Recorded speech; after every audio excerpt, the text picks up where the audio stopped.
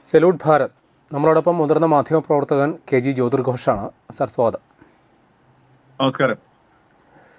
Sir, അമേരിക്കയിൽ നിന്ന് വരുന്ന ഒരു സുപ്രധാന തീരുമാനം ഇന്ത്യയെ സംബന്ധിച്ച് വലിയ വേവലാതി ഉണ്ടാക്കാൻ സാധ്യതയുണ്ട്. അമേരിക്കൻ സെനറ്റ് ഇന്ത്യക്കെതിരെ 100% വരെ നികുതി ചുമത്താനായിട്ട് ട്രംപിന് അധികാരം കൈമാറിയിരിക്കുകയാണ്. കാരണം റഷ്യയിൽ നിന്ന് ക്രൂഡ് ഓയിൽ വാങ്ങുന്നു. അത് ഇന്ത്യയെ ഏത് തരത്തിൽ ബാധിക്കാൻ സാധ്യതയുണ്ട്, അല്ലെങ്കിൽ ട്രംപ് ഇനിയും അത്തരത്തിലൊരു വലിയൊരു നീക്കത്തിലേക്ക് പോകാൻ സാധ്യത ഉണ്ടോ? അല്ല, അതിന്റെ ഒരു പ്രാരംഭ നടപടി ആയിട്ടുള്ളൂ. കാരണം സെനറ്റ് മാത്രമേ അത് പാസ്സാക്കിയിട്ടുള്ളൂ. അതായത്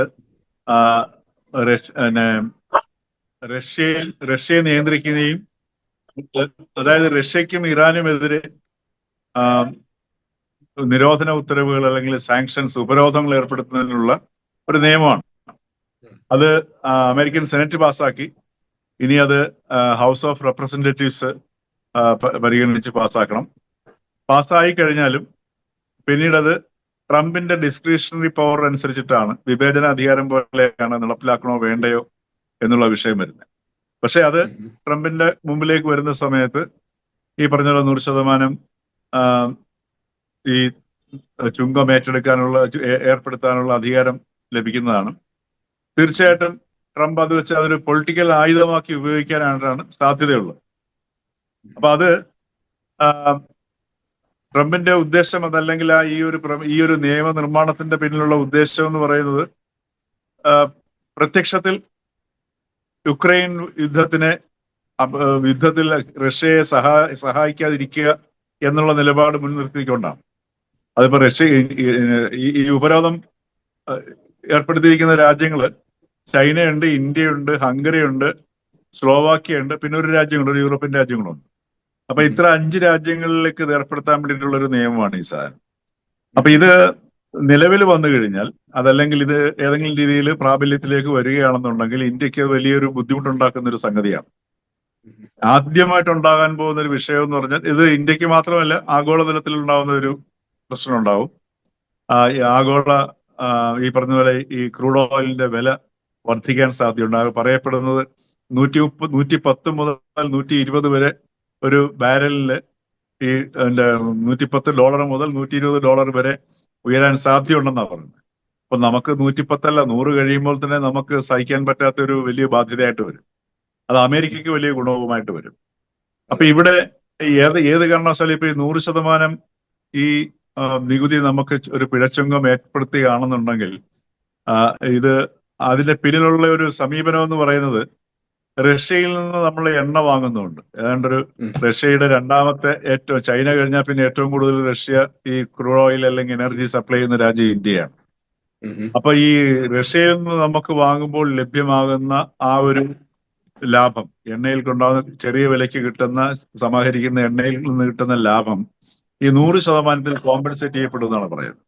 അങ്ങനെ വരികയാണെന്നുണ്ടെങ്കിൽ ഇന്ത്യക്ക് മറ്റ് നിർവാഹമില്ല. എൻ്റെ ഒരു സംശയം, ട്രംപ് ആദ്യം നമുക്കൊരു 25% പ്രഖ്യാപിച്ചു. പിന്നെ പെനാൽറ്റി വീണ്ടും ഒരു 25% പ്രഖ്യാപിച്ച് 50-ലെത്തിയിട്ട് അതേ ട്രംപ് തന്നെ പിന്നെ യു-ടേൺ അടിക്കുന്നത് നമ്മൾ കണ്ടതാണ്. വലിയ രീതിയിൽ വെട്ടിക്കുറവ് വരുത്തി. അങ്ങനെയുള്ള ട്രംപ് വീണ്ടും ആ ഒരു സാഹസത്തിന് മുതിരുവോ? ട്രംപിന്റെ കാര്യം നമുക്കൊന്നും പറയാൻ പറ്റത്തില്ല. അതായത് ഫ്രാൻസിൽ G7 മീറ്റിങ്ങിന് പോയിട്ട് ട്രംപ് പറഞ്ഞ എന്താണ്, എന്റെ മോദി ആരെങ്കിലും അടിക്കുകയാണെങ്കിൽ ഞാൻ ഓടി വരും, മോദി ആണെങ്കിൽ ഞാൻ രക്ഷപ്പെടുത്തുള്ളൂ, വേറെ ആരെങ്കിലും ആണെങ്കിൽ ചെയ്യില്ല. ഇങ്ങനെയൊക്കെ യാതൊരു സ്ഥിരതയില്ലാതെ സംസാരിക്കുന്ന ഒരു മനുഷ്യനാണ് ഈ ട്രംപ് എന്ന് പറയുന്നത്. ട്രംപിന്റെ ആ സമീപനം എന്താണെന്ന് നമുക്ക് ഒരിക്കലും പറയാൻ പറ്റത്തില്ല. ട്രംപിന്റെ പക്ഷെ ഒരു കാര്യത്തിൽ മാത്രം നമുക്ക് ഉറപ്പിക്കാം, അദ്ദേഹത്തിന്റെ കുടുംബ വ്യവസായത്തിന് അനുകൂലമാകുന്ന തീരുമാനങ്ങൾ മാത്രമേ മൂപ്പരെടുക്കുള്ളൂ. ബാക്കി ലോകത്ത് എന്ത് നടന്നാലും പുള്ളിക്ക് പ്രശ്നമില്ല. അപ്പൊ ആ ഒരു സമീപനമുണ്ട്. പിന്നെ അത് മാത്രമല്ല, ഇപ്പം നമ്മുടെ യൂറോപ്യൻ രാജ്യങ്ങളിലേക്കും ഇത് ബാധിക്കുന്നുണ്ട്. ഇപ്പൊ ട്രംപിന്റെ ഈ 100% വരികയാണെങ്കിൽ ഹംഗറിയെ ബാധിക്കും, സ്ലോവാക്യയെ ബാധിക്കും, അതേപോലെ മറ്റൊരു യൂറോപ്യൻ രാജ്യമുണ്ട്, അതിന്റെ പേര് ഞാൻ മറന്നുപോയി. അപ്പൊ ഇത്തരം യൂറോപ്യൻ രാജ്യങ്ങളെ ബാധിക്കും. ഇതിപ്പം ജർമ്മനിയും വാങ്ങുന്നുണ്ട്, പിന്നെ റഷ്യയിൽ നിന്ന് എണ്ണ വാങ്ങുന്നില്ലേ. അപ്പൊ ഇത് വെറും ഒരു ഹിപ്പോക്രസിയാണ്. അമേരിക്ക ഉൾപ്പെടെ വാങ്ങുന്നുണ്ട്. അമേരിക്ക ഉൾപ്പെടെ റഷ്യയിൽ നിന്നുള്ള എണ്ണ ഇന്ധനങ്ങൾ അവർ സ്വീകരിക്കുന്നുണ്ട്. അപ്പൊ ഈ ഒരു സംഗതി എന്ന് പറയുന്നത് അമേരിക്കയുടെ എണ്ണ വിപണന തന്ത്രവും അതുപോലെ തന്നെ എണ്ണ വില ഈ പറഞ്ഞ $100 മേൽ നിർത്തുക എന്നുള്ള തന്ത്രവുമാണ് ഇപ്പൊ കുറെ നാളുകളായിട്ട് നമ്മൾ നിരീക്ഷിക്കുമ്പോൾ കാണുന്നത്. എപ്പോഴാണോ ഈ എണ്ണവില $70 അടുത്തു വരുന്നത്, ആ സമയത്ത് ട്രംപ് ഇറാനെ ആക്രമിക്കുകയും എണ്ണവില ഒരു ബാരലിന് 100 റുപ്യയിലേക്ക് അടുക്കുകയാണെന്നുണ്ടെങ്കിൽ, 100 റുപ്യ കഴിയുകയാണെങ്കിലോ അപ്പം വെടിനിർത്തലുണ്ടാവുകയും ചെയ്യുന്ന ഒരു പ്രക്രിയയാണ് ഇപ്പൊ കഴിഞ്ഞ ഏതാനും മാസങ്ങളായിട്ട് നമ്മുടെ മുമ്പിലുള്ളത്. അപ്പൊ അതിനകത്ത് ഒരു കാര്യം വളരെ വ്യക്തമാണ്. അതിൽ നിന്ന് ഒരു കാര്യം വളരെ വ്യക്തമാണ്. ഈ എണ്ണവില ആഗോള പിന്നെ കമ്പോളത്തിൽ ഒരു $100 നിലനിർത്തുക എന്നുള്ള, 100-ന് മുകളിൽ നിലനിർത്തുക എന്നുള്ളത് ട്രംപിന്റെ അല്ലെങ്കിൽ അമേരിക്കയുടെ താല്പര്യമായി മാറിക്കഴിഞ്ഞു. പിന്നെ മാത്രമല്ല, ഒരുപാട് ഓയിലും ഉണ്ട് താനും. വെനിസ്വലയും ഇപ്പൊ ഇവർ ഉദ്ദേശിക്കുന്ന സാധനം അതാണ്. ഇപ്പൊ ട്രംപ് ഉദ്ദേശിക്കുന്നത്, ഇപ്പൊ നമുക്ക് ഈ ഉപരോധം ഏർപ്പെടുത്തി കഴിഞ്ഞാൽ നമുക്ക് ഒരുപാട് ബുദ്ധിമുട്ടുകളുണ്ടാവും. നമ്മുടെ ഒരു ബാരലിന്റെ പുറത്ത് 5 മുതൽ 6 വരെ, 4 മുതൽ 6 വരെ ഡോളർ വർദ്ധിക്കുമെന്നാണ് പറയുന്നത്. നമുക്കിപ്പോ 80-നോ അല്ലെ 90-നോ കിട്ടുന്നതാണെങ്കിൽ നേരെ 95-ഓ 96-ആയിട്ട് മാറും. ഈ ഒരു ബാരലിന്റെ പുറത്ത് $5 മാറുക എന്ന് പറഞ്ഞാൽ വലിയൊരു മാറ്റമാണ്.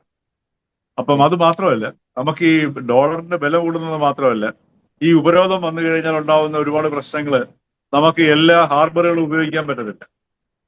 അതുപോലെ തന്നെ അന്താരാഷ്ട്ര തലത്തിൽ ഈ പറഞ്ഞ പോലെ ഇന്റർനാഷണൽ റൂട്ടിൽ ഓടിക്കൊണ്ടിരിക്കുന്ന കണ്ടെയ്നേഴ്സ് നമുക്ക് ലഭ്യമാവില്ല.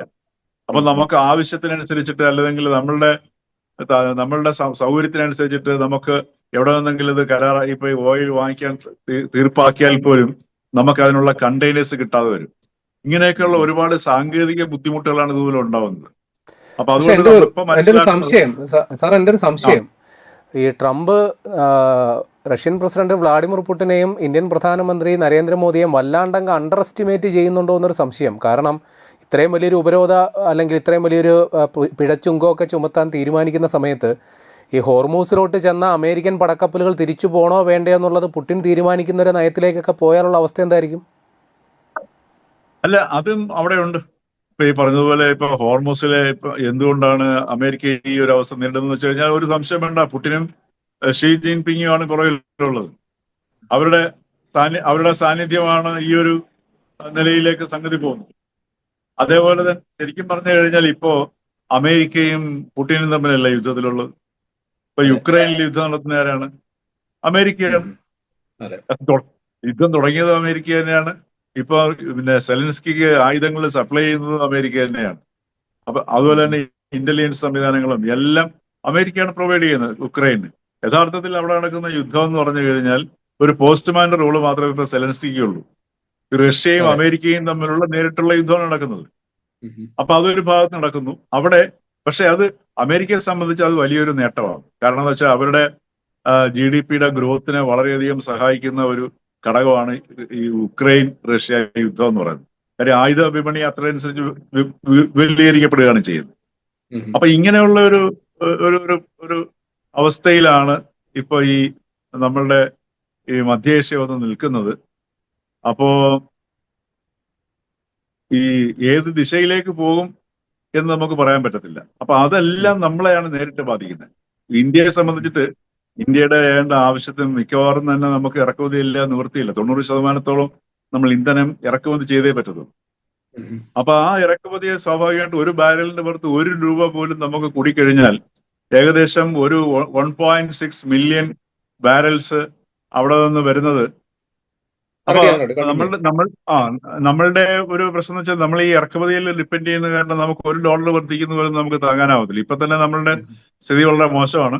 ഇപ്പൊ നേരത്തെ പ്രേംലാൽ പറഞ്ഞതുപോലെ ഇപ്പൊ ഈ ഇന്ത്യയും റഷ്യയും ഒക്കെ ട്രംപ് അണ്ടർ എസ്റ്റിമേറ്റ് ചെയ്യുന്നു എന്ന് ചോദിച്ചു കഴിഞ്ഞാൽ നമുക്കത് അങ്ങനെ പറയാൻ പറ്റത്തില്ല. കാരണം ഈ ട്രംപിന്റെ ഇപ്പം G7 രാജ്യങ്ങളിൽ അവിടെ വെച്ചുള്ള ട്രംപിന്റെ സമീപനം കാണിച്ചത്, നമ്മൾ ഇന്ത്യ ഇപ്പം യൂറോപ്പുമായിട്ട് ഫ്രീ ട്രേഡ് കരാർ ഉണ്ടായി കഴിഞ്ഞു. അതേപോലെ തന്നെ ഇന്ത്യ പുതിയ പുതിയ മാർക്കറ്റുകളും പുതിയ ചാനലുകളും ഇന്ത്യ പാരലിൽ സമാന്തരമായിട്ട് തുറക്കുന്നുണ്ട്. അതോടൊപ്പം തന്നെ അമേരിക്കയുമായിട്ട് ഈ ട്രേഡ് കരാർ ചർച്ച ചെയ്തുകൊണ്ടിരിക്കുകയാണ്. ഇതിന് ഈ ചർച്ച ഇപ്പോഴും വളരെ സജീവമായിട്ട് ചർച്ച ചെയ്തുകൊണ്ടിരിക്കുകയാണ്. ഈ ചർച്ചയ്ക്കുള്ളിൽ അവരുടെ ചില ആവശ്യങ്ങൾ ഇന്ത്യ അംഗീകരിക്കുകയും ചെയ്യുന്നുണ്ട്.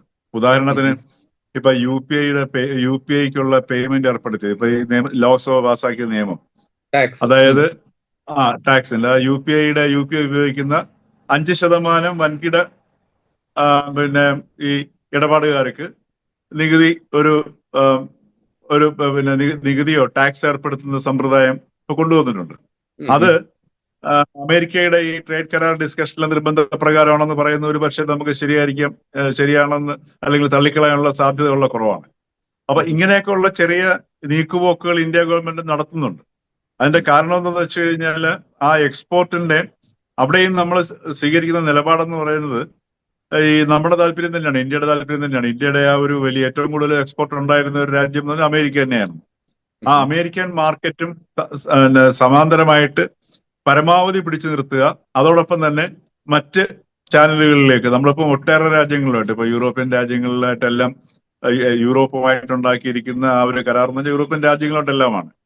അതേപോലെ തന്നെ പുതിയ പുതിയ രാജ്യങ്ങളോട്ട് നമ്മൾ കരാറുകളിൽ ഏർപ്പെടുന്നുണ്ട്. ഇപ്പോ പിന്നെ യു എ ഇയുമായിട്ട് നമ്മൾ വളരെയധികം ആ, പിന്നെ ഇത് അടുക്കുകയും പുതിയ കരാറിൽ ഏർപ്പെടുകയും അവിടെ നിന്ന് നേരെ പൈപ്പ് വഴി എണ്ണ കൊണ്ടുവരാൻ നമ്മൾ കരാർ ഏർപ്പെടാക്കുന്നു. ഇങ്ങനെയൊക്കെയുള്ള ഒരുപാട് സമാന്തരമായ പ്രക്രിയകളിലൂടെ അല്ലെങ്കിൽ ഒരു അറേഞ്ച്മെന്റ്സിലൂടെ ഇന്ത്യയും കടന്നു പോകുന്നുണ്ട്. ഇതൊക്കെ ട്രംപിന് നന്നായിട്ട് അറിയാം. അപ്പൊ അതോടൊപ്പം തന്നെ ഇന്ത്യയെ പിണക്കാനും ട്രംപിന് പറ്റത്തില്ല. കാര്യം കഴിഞ്ഞ 25 വർഷം അമേരിക്കയുടെ ഭാഗത്തു നിന്ന് എടുത്ത മുൻകൈയുടെ അടിസ്ഥാനത്തിലാണ് ഇന്ത്യയുമായിട്ടുള്ള ബന്ധം മെച്ചപ്പെട്ടത്. ആ ബന്ധം മെച്ചപ്പെട്ടത് നിലനിർത്തുക എന്നുള്ളത് അമേരിക്കയുടെ കൂടെ ആവശ്യമാണ്. കാരണം അമേരിക്കയിൽ നിന്ന് നേരിടുന്ന ഏക ഭീഷണി എന്ന് പറയുന്നത് ചൈനയുടെ കയ്യിൽ നിന്നാണ്. അപ്പൊ ചൈനയും ഇന്ത്യയും തമ്മിലുള്ള റിലേഷൻഷിപ്പ് അത്ര തന്നെ ഒരു പരസ്പര വിശ്വാസം ഒരിക്കലും ഉണ്ടാവില്ല എന്നുള്ളത് എല്ലാവർക്കും അറിയാം. അത് ഇന്ത്യക്കും അറിയാം, ചൈനയ്ക്കും അറിയാം. ഇപ്പൊ പരസ്പരം സഹകരിക്കുന്നുണ്ടല്ലോ.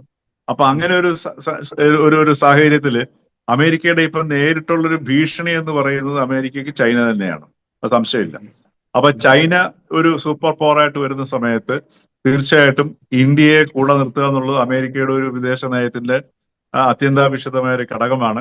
ആ ഒരു സ്ട്രാറ്റജിക് പോയിന്റും വിനിയോഗിച്ചുകൊണ്ട് അതും വിനിയോഗിച്ചുകൊണ്ടാണ് നമ്മൾ നമ്മുടെ ഈ വ്യാപാര കരാറിന് ചർച്ചയിൽ ഏർപ്പെടുന്നത്. അതുകൊണ്ടാണ് ഇത്രയും നാളായിട്ട് പോലും ഒരു തീരുമാനത്തിലെത്താത്തതും. കാരണം ഇന്ത്യക്കും വളരെ അതിശക്തമായ നിലപാടുകൾ ഇന്ത്യ സ്വീകരിക്കുന്നുണ്ട്. ഇന്ത്യ ചില ഉൽപ്പന്നങ്ങൾ പിന്നെ ഇറക്കുമതി ചെയ്യില്ല എന്ന് പറയുന്നതിനകത്ത് ഒരു വിട്ടുവീഴ്ചയും വരുത്തിയിട്ടില്ല. അതേസമയത്ത് സോയാബീൻ തുടങ്ങിയിട്ടുള്ള സംഗതികളിലൊക്കെ വിട്ടുവീഴ്ചകൾ വരുത്തി ഇറക്കുമതി ചെയ്യാമെന്നും പറയുന്നുണ്ട്. അപ്പൊ നമ്മുടെ കാർഷിക മേഖലയിലെ മുഖ്യമായ ഇനങ്ങളെ ബാധിക്കുന്ന ഒരു ഒത്തുതീർപ്പിലേക്കോ അതല്ലെങ്കിൽ ആ രീതിയിലുള്ള ഇറക്കുമതിയിലേക്കോ ഒന്നും ഇന്ത്യ പോകുന്ന പ്രശ്നം ഉണ്ടായിട്ടില്ല.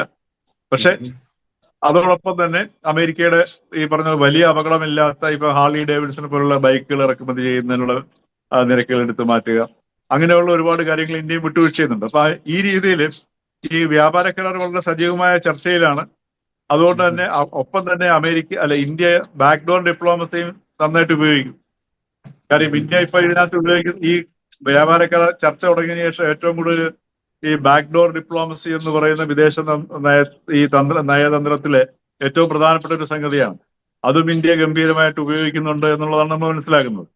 അപ്പൊ അതുകൊണ്ട് ഈ ഒരു നിയമം സെനറ്റ് പാസ്സാക്കി, ഇനി അത് ഹൗസ് ഓഫ് റെപ്രസെന്റേറ്റീവും പാസ്സാക്കി ട്രംപിന്റെ മുമ്പിൽ വന്നു കഴിഞ്ഞാൽ ട്രംപ് ഇടയ്ക്കിടയ്ക്ക് ചില പ്രസ്താവനകളൊക്കെ ഇറക്കി ഇന്ത്യ വരട്ടാൻ നോക്കും. പക്ഷെ ഇന്ത്യ വരളുന്ന പ്രശ്നമൊന്നും ഉണ്ടാവത്തില്ല. കാര്യം ഇന്ത്യ അങ്ങനെ ഒരു സംഗതി ഉണ്ടായാൽ പോലും ഇപ്പൊ 500% താരിഫ് ഉണ്ടായാൽ പോലും അതിനെ നേരിടുക എന്നുള്ള ഒരു ടാർഗറ്റ് വെച്ചിട്ടാണ് ഇന്ത്യയുടെ ഈ പുതിയ ബന്ധങ്ങളും പുതിയ മേഖലകളും പുതിയ വിപണികളും ഒക്കെ തുറക്കാനുള്ള ശ്രമങ്ങൾ നടത്തുന്നത്. പക്ഷെ ഇന്ത്യക്ക് ബുദ്ധിമുട്ടുകളുണ്ടാവും എന്നുള്ള ഉറപ്പാണ്. പല രീതിയിലുള്ള ബുദ്ധിമുട്ടുകളുണ്ടാവും. ഈ പറഞ്ഞ ലോജിസ്റ്റിക്സിലുള്ള ബുദ്ധിമുട്ടുകളുണ്ടാവും, സപ്ലൈ ചെയിൻ ബ്രേക്ക് ചെയ്യുന്നതിന്റെ പ്രശ്നങ്ങളുണ്ടാവും. അത് നേരത്തെ പറഞ്ഞതുപോലുള്ള ഈ നമ്മുടെ അന്താരാഷ്ട്ര കപ്പലുകൾ നമുക്ക് കണ്ടെയ്നേഴ്സ് കിട്ടാനുള്ള പ്രശ്നങ്ങൾ, ഹാർബറുകളിലുള്ള ആക്സസിബിലിറ്റി കുറയുന്നത്, ഇങ്ങനെയൊക്കെയുള്ള ഒരുപാട് പ്രശ്നങ്ങൾ വേണമെങ്കിൽ ഉണ്ടാക്കാം. പക്ഷെ അതിലേക്ക് പോകാനുള്ള സാധ്യത വളരെ വിരളമാണ്.